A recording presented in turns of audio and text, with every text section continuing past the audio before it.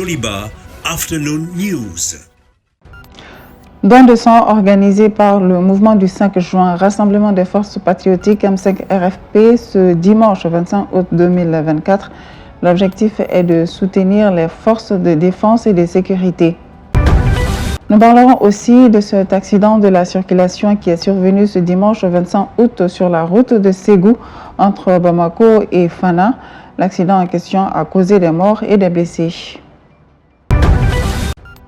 Reprise des combats au Nord Kivu malgré le cessez-le-feu. L'actualité concerne la RDC. Le développement est à suivre dans la page internationale. Mesdames et messieurs, bonjour. Vous êtes sur Joliba TV News. Bienvenue dans ce journal. Le mouvement du 5 juin, Rassemblement des forces patriotiques M5 RFP, a organisé un don d'essence dimanche 25 août 2024. L'activité s'inscrit dans le cadre du soutien aux forces de défense et de sécurité du Mali. Compte rendu avec Habibatou Diop. Donner son sang est le plus noble acte pour le comité stratégique du M5 RFP, qui témoigne de son attachement aux forces de défense et de sécurité.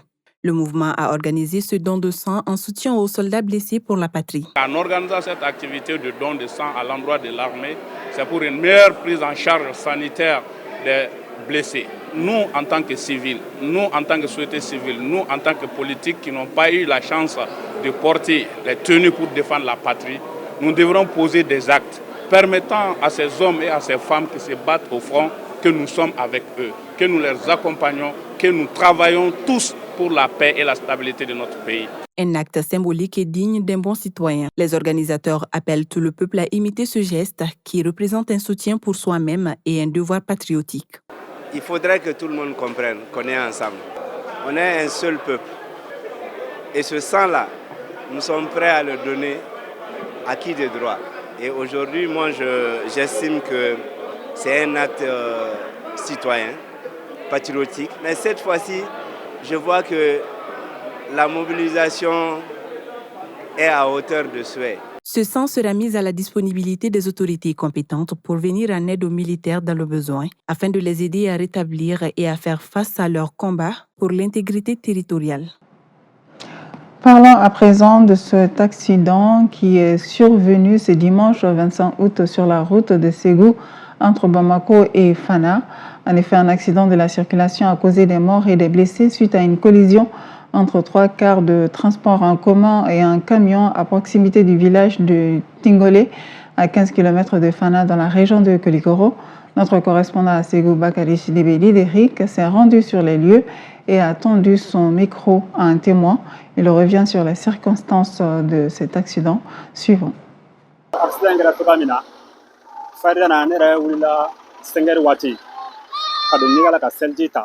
Ne bɛ seli ta la kuma na ne bɛ n ka so kɔnɔ ne balila ka mankan mɛn donc ne mankan ye mɛn ne bolila ka bɔ n nana sɔrɔ kare fila de ye ɲɔgɔn lasɔrɔ mais a bɛ kɛra remorque dɔ tiɲɛnen tun bɛ kunu tilegan fɛ bon remorque in sira ale silen ala ye k'o ye pɛnɛbaara kɛ u ma taa bilen donc sɔgɔmada in na fɛdɛ fɛ a kɛra dese bɔtɔ bamakɔ a bɛ taa koro donc ɛrizana in bɛ ka bɔ jola a bɛ taa bamakɔ peut-être a bɛ se ka ɛrizana in ye n'a fɔ dese ye fari fili remorque kan ale fɛ k'a gunna na donc o y'a sɔrɔ ɛrizana donnen don ale fana ye nu bɔ ale ni ɛrizana u ye ɲɔgɔn lasɔrɔ bon a y'a sɔrɔ jara yɛrɛ fɛkite jara bɛ dese kɔfɛ mais ala y'a kɛ jara yɛrɛ y'i cɛcɛ ka bɔ nin ɲɔgɔn ye cogo dɔ la ala de b'a dɔn donc mɔbili wɛrɛ kun b'o kɔfɛ n'o ye renault dɔ ye ko Olan o fana ye a cɛcɛ cogo dɔ la ala y'a kɛ o kɔni ma bin o kɔni y'i traversé sira ta o disi sigira donc sapeur kɔni nana la u ye banabaatɔ ni su minnu labɔ ka taa n'u ye ala ko tiɲɛ ne kɔni ma banabaatɔ ma da dɔ ma su fana kɔn dɛ vraiment su wɛrɛ kɔni fila bɛɛ kɔni olu bɛɛ tora a yɔrɔ la ye. Un autre drame survenu cette fois-ci à Kouré, dans la commune rurale de Maramandougou, cercle de Kangaba. Une pirogue a chaviré sous une tempête avec 5 personnes à bord le vendredi dernier. Selon nos informations, 3 corps ont été retrouvés. Nous avons pu joindre le maire de Maramandougou au téléphone. Plus de précisions avec Makan Fofana. Une pirogue a coulé sous une tempête aux environs du village de Kouré, dans la commune rurale de Maramandougou, cercle de Kangaba. Selon des sources locales, 5 personnes étaient à bord de la petite embarcation. Joint au téléphone, le maire de la commune confirme que 3 corps ont été repêchés. Voilà, sans fin de yake jumadon 18h akaro kumana nga sigida mo ye muna sema kuna fonu muna sema akara munu yana o mo duru de kundu musomani fla ani chema ni saba kunu woni firila donc ala ke donc o masega bo comme ni kunu firi kera ta me kibu bla so mono be danga no ti be alerte be di kan yin ke o ko ne yin ke mo kelen ko ni yera kuna sini bon kunu fana mɔgɔ fila yera donc o ye mɔgɔ saba ye ne yɛrɛ ka commune kɔnɔ mɔgɔ fila b'a la n'o ye Figirakɔrɔ ka kelen ani Maninkura ka kelen ani Selifugu fana mɔgɔ kelen b'a la Panzan fana mɔgɔ kelen b'a la dɔgɔnɔ cɛman kelen de ma ye sisan ani musomani kelen olu de mɔgɔ fila ma ye sisan mɔgɔ saba minnu fatura olu kɔni somɔgɔw nana u yɛrɛ u jɛnaja kɛra donc o bɛɛ kɛra kure ye. Selon des témoignages, les passagers quittaient leur lieu de travail pour regagner leur famille sur l'autre rive. Ne jateminɛ an yɛrɛ fɛn ye ba de b'an ni Kangaba cɛ Kangaba de bɛ an ka fɛn bɛɛ ye kulun de ye donc mais kulunba minnu bɛ yen n'olu bɛ tigɛli kɛ normalement olu tɛ sɔn nin kasugu kɛ ni san bɛ na dɔrɔn i b'a ye sɔmɔnɔw b'a fɔ ka kulun jɔ mais nin na kulun personnel dɔ de ye nin ye bon kulun personnel ninnu mɔgɔ tɛ se k'a fɔ k'i bɛ a bɛɛ contrôler quoi parce que kulun bɛ tigɛli yɛrɛ kɛ normalement régulièrement o de bɛ suit an fɛ mais comme ba kɔnɔna ka bon kulun bɛ se ka bɔ partout de nulle part. Cette nouvelle tragédie est survenue les mêmes jours où le gouvernement a déclaré l'état de catastrophe nationale. À ces jours, 122 cas d'inondation liés à la pluie ont été enregistrés au Mali, faisant 30 morts. Et plus de 7000 ménages ont été touchés, soit plus de 47 300 personnes. Le gouvernement a annoncé que 4 milliards de francs CFA seront mobilisés en urgence pour faire face à ces catastrophes naturelles. Cette fois-ci, une bonne nouvelle. 2 jeunes Maliens ont brillé au championnat du monde de mémorisation et de prononciation du Saint-Coran en Arabie Saoudite. Ils ont été triomphalement accueillis ce vendredi 23 août à Bamako. Mohamed Touré et Suleiman Silla ont été classés respectivement 4e et 5e parmi les représentants de 123 pays lors de la dite compétition. Suivant le reportage avec Cheikh Omar Mariko.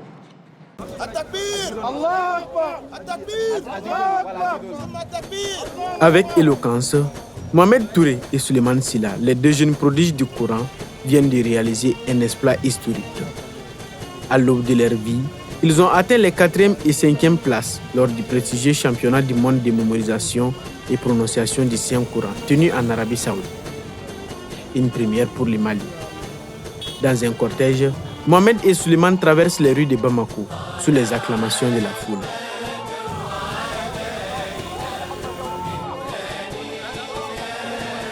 Le cortège a finalement convergé vers la mosquée qui s'est transformée en un espace de communion et de recueillement. Des imams prennent la parole pour louer les efforts des jeunes et prier pour leur avenir. C'est la compétition la plus âgée dans le domaine du Saint-Coran sur la terre actuellement. Cette année, c'était la 44e édition par la grâce d'Allah subhanahu wa ta'ala. Et il y avait 123 pays participants avec 172 candidats. Le concours s'est passé en 3 phases, toutes franchies par les candidats. Ce qui marque le plus chez les jeunes, c'est leur sagesse et leur humilité.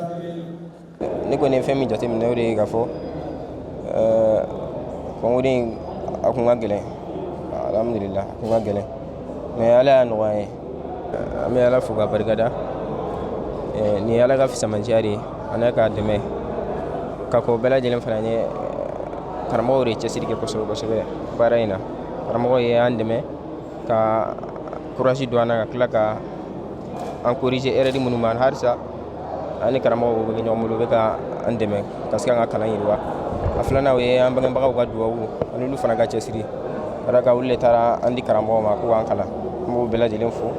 Les parents ne pouvaient cacher leur fierté. Pour beaucoup, ce moment marque une reconnaissance du talent de ces jeunes et aussi une célébration de la foi et de la culture malienne. On retourne encore en arrière, dans l'empire du Mali et l'empire Songé, et même l'empire du Ghana. Il y avait des endroits là où les gens apprenaient les Saint-Coran. Donc, si Mali retrouve encore cet honneur, on dit que c'est un honneur héritier. Mohamed Silla et Suleiman Sissé, désormais figures emblématiques des jeunes étudiants du Coran, viennent de prouver qu'avec la foi, la discipline et le dévouement, tous les échelons peuvent être gravis et l'impossible accompli. Voilà, toutes nos félicitations à Mohamed Touré et Suleiman Silla qui ont fait briller le Mali lors de ce concours, notamment un concours de lecture, de mémorisation et de prononciation du Saint-Coran qui a eu lieu en Arabie Saoudite. Encore toutes nos félicitations. Et maintenant, l'actualité hors de nos frontières, la page internationale avec Idrissa Sagara. Alors que le Nigeria fait face à une crise économique, le gouvernement de Tinubu vient d'acquérir un nouvel avion présidentiel. Cette nouvelle a suscité de nombreuses réactions des Nigérians sur les réseaux sociaux. Cet achat intervient moins de 2 semaines après que des milliers de personnes sont descendues dans les rues pour protester contre la cherté de vie. Actuellement, le Nigeria traverse sa pire crise économique depuis les années 1990. Avec une inflation à son plus haut niveau depuis près de 3 décennies et plus de 40% de la population sont sous le seuil de la pauvreté selon la Banque mondiale. Beaucoup perçoivent l'avion comme la dernière série d'une acquisition extravagante du gouvernement. Face aux accusations, le porte-parole de la présidence a déclaré que l'appareil avait été acheté sur recommandation du comité de sécurité du Sénat et qu'il s'agissait d'une bonne affaire. À l'est de la République démocratique du Congo, les combats ont repris ce week-end, mettant fin ainsi au cessez-le-feu. Dans le territoire de Massissi, près de Bougouri, plus précisément autour de l'axe Kironko, les batailles ont éclaté entre les rebelles du M23 et l'armée congolaise. Cette violence suscite une inquiétude particulière sur l'axe Matembe-Kirumba, situé à environ une centaine de kilomètres de Goma. Ces affrontements surviennent malgré un cessez-le-feu signé le 30 juillet dernier à Luanda. Toutefois, les rebelles du M23 ont rapidement exprimé leur inquiétude à l'égard de cet accord, affirmant qu'ils n'ont aucun lien avec celui-ci. En conséquence, ils ont réaffirmé leur demande de négociation directe avec le gouvernement congolais, une demande rejetée par le président Félix Tshisekedi. En Tunisie, Kais Saied, chef de l'État, a procédé à un remaniement ministériel à seulement 6 semaines des élections présidentielles. Le remaniement ministériel comprend le remplacement de 19 ministres, dont ceux des Affaires étrangères et de la Défense et de 3 secrétaires d'État après le limogeage du Premier ministre. Ancien diplomate ayant exercé dans plusieurs ambassades, Mohamed Ali Nafti est désormais le nouveau chef de la diplomatie tunisienne. Khaled Sili, également ex-diplomate et ancien responsable au ministère des Affaires étrangères, est désigné ministre de la Défense. Les 3 nouveaux secrétaires d'État assisteront le ministre des Affaires étrangères, le ministre de l'Agriculture et des Ressources hydrauliques et celui de l'Emploi. Ces remaniements ministériels interviennent dans un contexte de crise financière et de mécontentement généralisé face aux coupures d'eau et d'électricité récurrentes dans de nombreuses régions du pays. Au Mozambique, la campagne électorale en vue des élections générales du 9 octobre a démarré ce samedi 24 août. Au pouvoir depuis l'indépendance du pays en 1975, les Frélimo préparent une nouvelle bataille contre la Renamo, son principal parti d'opposition né d'une ancienne rébellion anticommuniste. Par contre, la présence d'un 3e parti politique peut changer les choses. Venancio Montland, une personnalité politique et candidat mozambicain indépendant, pourrait renverser la situation. L'ONG Médecins sans frontières, Joe Barin, a secouru ce vendredi environ 200 migrants en Méditerranée centrale. Après plus de 3 jours passés en mer suite à une panne de bateau causée par les moteurs, ils ont été repérés et secourus par les navires de Médecins sans frontières suite à 5 opérations de sauvetage. Ensuite, ils ont été amenés au port italien de Salerne. Et maintenant, nous allons parler d'un livre qui parle du destin d'un homme, la naissance du label Baramousso, un ouvrage écrit par Bouraïma Doumbia, PDG de la société Aminata Konaté Baramousso.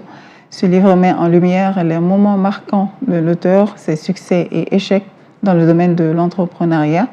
Publié chez les éditions Figuera, l'ouvrage a été officiellement lancé ce samedi 24 août 2024. Aïva Tousso et Fatoumata Silla y étaient. Voici leur compte rendu. Édité par Figura Édition, Le destin d'un homme, la naissance du label Baramousso est un ouvrage de M. Bouraïma Doumbia, le président directeur général de la société Aminata Konaté Baramousso. Dans ce livre, l'auteur nous révèle les secrets de l'entrepreneuriat.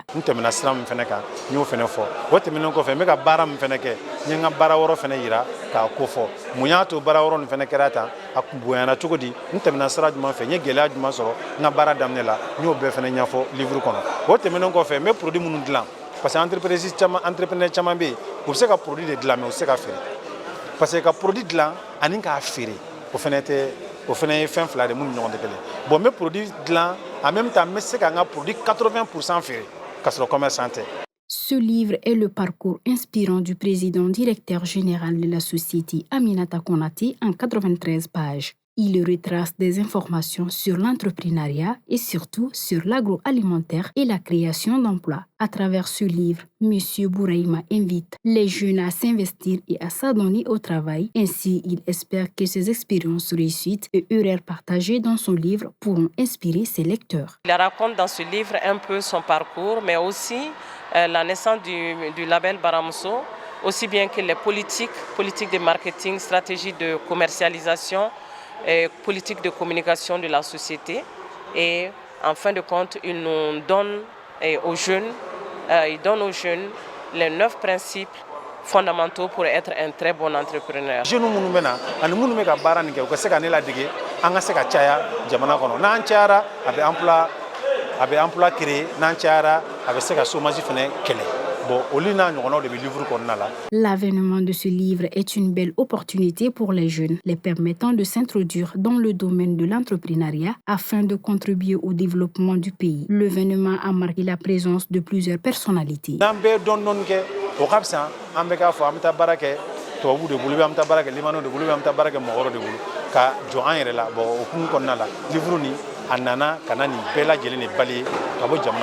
Rappelons que ce livre est divisé en 3 parties, dont le parcours de l'auteur, la naissance de la société Aminata Konaté, Baramuso et le fonctionnement de l'entreprise. Il est disponible au prix de 5 000 francs CFA dans toutes les boutiques de Baramuso ainsi qu'à la librairie Armantan.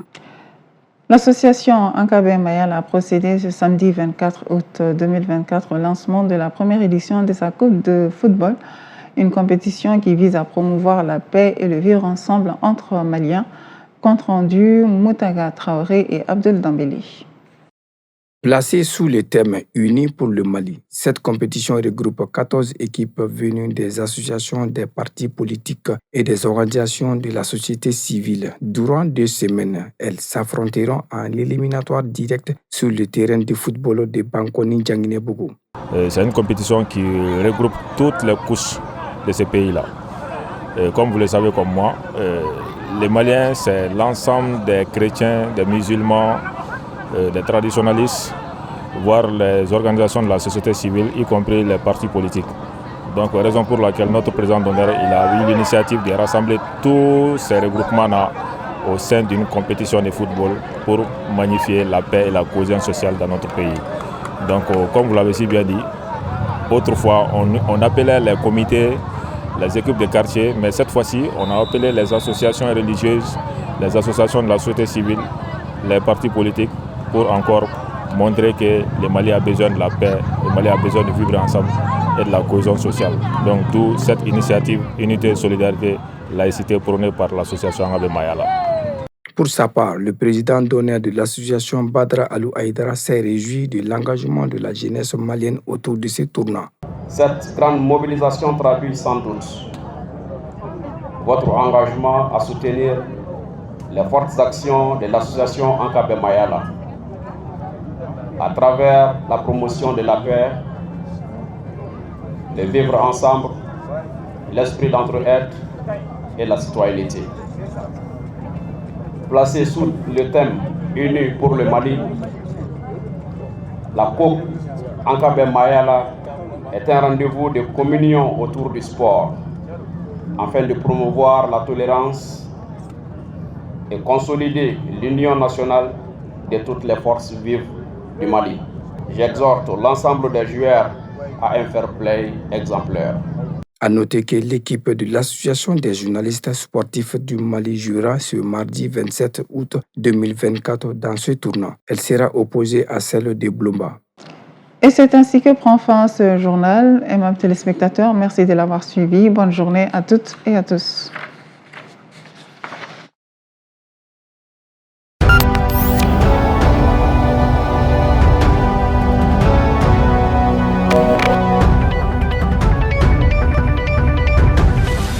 Joliba Afternoon News.